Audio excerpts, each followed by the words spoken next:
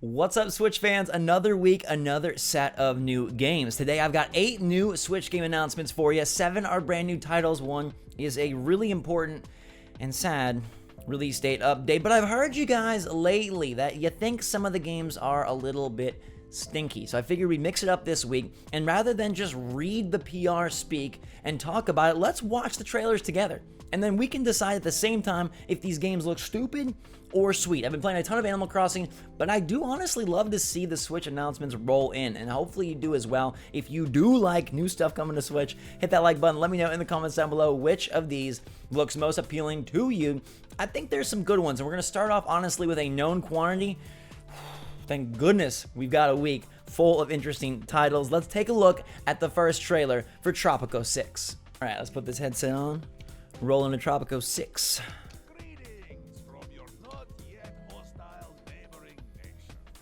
Now, Tropico 6 is a super interesting simulation title that got really good reviews on other platforms. It's coming to Switch, unknown date, but it is coming, which is good. It is a simulation title where you run an island, but instead of being nice and trying to make things as awesome as possible, you're trying to make them as awesome as possible with a little bit of malice, because you're basically a dictator. You run this island, and you mess with the politics as well as the plays. It'll be interesting to see if they can get the controls right on Switch. We know that Civ 6 was able to do that and kind of hit a home run there, and that game works really well on the system. But I'll be interested to see if Tropico 6 can do its part. Now, this is the PS4 footage you're seeing here. There's no Switch footage as of yet, but people love this strategy series. I personally have never gotten invested in it, but I would totally play it on Switch if it's the right price. If it comes out, if it looks good. Apparently, this was rumored back in January, and now it is official. I think it's a good one. And it's the newest game. We're not getting like Tropico 2, which is a Switch thing to do. It's the newest game, so okay. Starting with, I mean, it's still 2 years old, but hey, it's not bad. Next up, Deep Silver dropped an announcement this week called WINDBOUND, and I think this one looks super sick. It's coming August 28th. It was announced as part of like Sony dropping some games that were coming out, talking about them, but it's also coming to Switch. And it's got a very heavy Zelda vibe. You are this girl, you travel these forbidden islands, and you're going to be doing all sorts of exploring, fighting, also gathering and crafting, because that's what happens in these games. But there's also sailing, so it's like Wind Waker meets Breath of the Wild. It looks pretty fascinating. You know, I know nothing about the actual moment-to-moment gameplay, and that has to be a hit. But I like this art. Doesn't it look like, it looks like Breath of the Wild. We got Gods and Monsters from Ubisoft, which looks a lot like Breath of the Wild. WINDBOUND now looks a lot like Breath of the Wild. Is that a bad thing, though, when we're just dreaming of BOTW 2? The girl reminds me of somebody. Oh, she reminds me of Ciri from The Witcher. She's kind of got that vibe, like, I guess with the gray hair and just being like a strong, tough, exploring, surviving, fighting girl. The sailing aspect is interesting. I wonder if you're going to sail like around to secret areas. It looks like different islands as well. I really hope that there's a nice campaign to this. You know, with crafting and hunting, you worry, is it going to be too open-ended? It looks like they got set pieces and stuff. I don't know. I hope that there's some linearity. And then you walk into this mysterious portal. That one looks good. August 28th. I'm down for that. What about you? All right, guys and girls. It's the part of the show where we get a little bummed because Minecraft Dungeons has been delayed till May 26th. The game was supposed to come out this month in April. It was honestly my most anticipated title, I think, of the month. It's like Diablo meets Minecraft. I think that's a hot idea. The beta, people said the gameplay is really good. The graphics, I think, are so fun. You got the 4-player cooperative action. It's not a big delay, luckily, and at least they're giving us a set date, like May 26th it'll be out. It looks so good. Obviously, it's on other platforms, but I'm playing this thing on Switch. You get to basically make your own class as you go based on the equipment and gear that you put together. See there? There's boss battles, obviously. I like games like this, and too often I feel like they look like these underworld Kill the Reaper type titles. Minecraft obviously bringing a whole different aesthetic, and it looks fun. Like, I think it's a good fit coming out after Animal Crossing. Obviously, totally different genre, but like Minecraft is still huge. And now this is teleporting it into a different genre, which I think is so smart. I love that. Like, you know how Shovel Knight takes things into different genres? Same character, same idea, different genres? Imagine if Animal Crossing did an action RPG now. That would be something to pre-order instantly.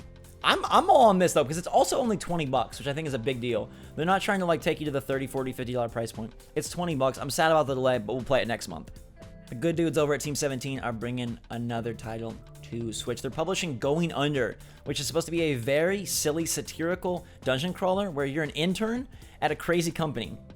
Now, this one was featured in a Steam Spring demo bonanza. I didn't have a chance to play it, unfortunately. I hate that those things are only 3 days and the demos expire once the time's up. Anyhow, we're gonna get to play it on Switch sometime later this year. It looks really fun. There are bosses, there are quests you can fulfill, you can upgrade your character with your skill and experience, and it's all done with this like really cool overarching job theme, right? So everything you do is avocado toast. Everything you do is all about like working for this like upstart company.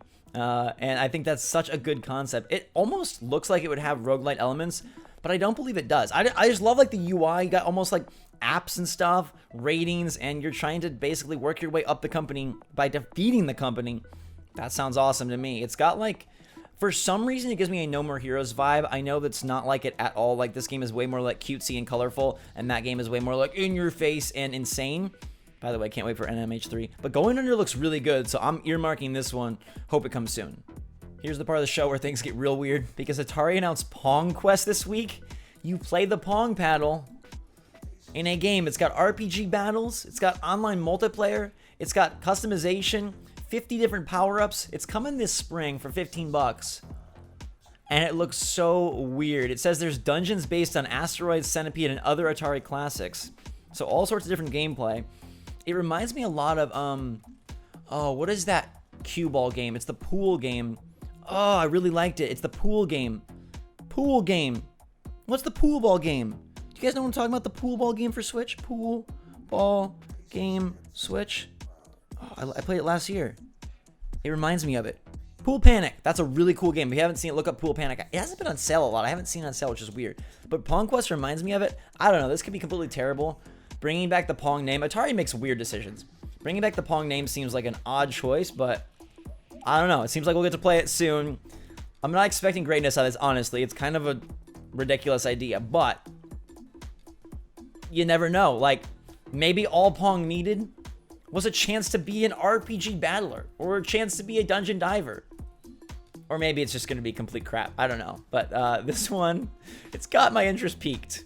Legend of Heroes Trails of Cold Steel 4. Now, I know nothing about this franchise, but it was announced for Switch this week. It's coming to PS4 this fall in the West, and then Falcom is bringing it to the Switch in 2021. People love this franchise. It's got really good reviews. I've seen like as high as like 9 out of 10s for like games in the franchise and saying like they're phenomenal JRPGs. You may know I'm not the biggest JRPG fan, so it's not going to be for me. I have no enthusiasm for this whatsoever, but it is a franchise and a name, Legend of Heroes, that I think does appeal to people. You know, that niche. So if you're part of that niche, you're probably pumped. If you're not, this does nothing for you. I mean, if I'm going to try a JRPG on Switch, I'm going to go with like a known quantity, probably like a Final Fantasy or a Xenoblade or something of that sort. Or like Bravely Default 2 is way more my style and speed. This one seems like you got to know the franchise. But if you do, hey, it could be for you. Here's an interesting one, and this popped up via the ESRB, and we get a lot of things via different ratings words. That's how we early knew about BioShock coming to Switch, and look, it came to Switch, or it's coming to Switch. John Wick Hex has supposedly been updated on the ESRB page to have a Switch release. Now, this is a very interesting game that sounded like, how are they going to make it work? But it apparently turned out really well. I never played it, but the reviews are solid. This is a turn-based UB John Wick. It almost reminds me of a mix between Super Hot, and it's got like that Metal Gear Acid look and kind of like XCOM, but instead of it being very like chancy, they supposedly made it so like John Wick is the boss and he just takes everyone down. Look, you see like a bunch of good remarks at E3. It turned out pretty cool, and it does look so much like Metal Gear Acid. If you ever play those games, they're PSP. I love them. They should bring back Metal Gear Acid on the Vita. Or on the Switch, dude, there you go. Take Solid Snake to our side of things. That's the right deal. This looks pretty cool, honestly. No release date because it just randomly popped up on the ESRB. But you know it's going to come soon. The ESRB, they don't joke around, and we've had so many announcements that have revealed themselves this way. So if you're into something that is very tactical and strategic, and you like John Wick, or you just like Keanu, Maybe this will come out before Cyberpunk, and then you'll have some John Wick on your Switch, some Keanu on your Switch before Cyberpunk even gets Keanu. I think that could be a fun one. It's been a good list this week. It honestly has. And we'll kick it off, or wrap it up, rather, with our final title, which is Tin and Kuna, a 3D platform. There's over 40 levels. This one is dropping, let's see, did we get a date for Tin and Kuna? It's coming, I think, this fall, yeah. So this is a 3D platformer with 2 characters. Hey, surprise, these games are very popular. Banjo-Kazooie, Ukulele, things of this sort, Jak and Daxter. You know, the dynamic duos, they like to play. Now, I will say this one does not look all that great. I'm open to being surprised, but I don't really like the characters. And unless the gameplay is stellar, it looks kind of basic and kind of not that unique. It does say that you will explore the world, finding all sorts of secrets and hidden treasures, take advantage of different crystal powers to gain strength, defeat traps, and solve puzzles. Better together, restore balance to the world through the magic of friendship. So it's something like it's supposed to be a cute, easygoing 3D puzzle platformer from Axis and developer Black River. I'm sorry to say, I think this one doesn't look that great. So there you have it. Those are the 8 games. 7 new, 1 delay. What did you like best? My picks, I mean, Minecraft Dungeons is going to be my pick, because I think that game, it would have been my most anticipated game of April. But I love the look of Going Under. I think that game is going to be hot. That's an instant purchase from me. I just like the whole concept, the aesthetic, and I've heard that the gameplay is pretty darn fun as well, based on people who played the Steam demo. Now, Deep Silver's title, Windbound, giving me those freaking Wind Waker vibes, and I'm into that. So that's August 28th. We got a date for that, so that rises up my list. You give me a date, I get excited, just like these are coming May 29th. Bio freaking shy. But that's not part of our list. Let me know what on our list you were excited for and what you liked. And if you like this format, if you watch this series weekly and you like this format of watching the trailers together better than me just reading and telling you, let me know in the comments down below. Have a wonderful weekend, everybody. Enjoy yourselves. Stay safe out there. Stay healthy. And until next time, thanks so much for your support. SwitchForce out.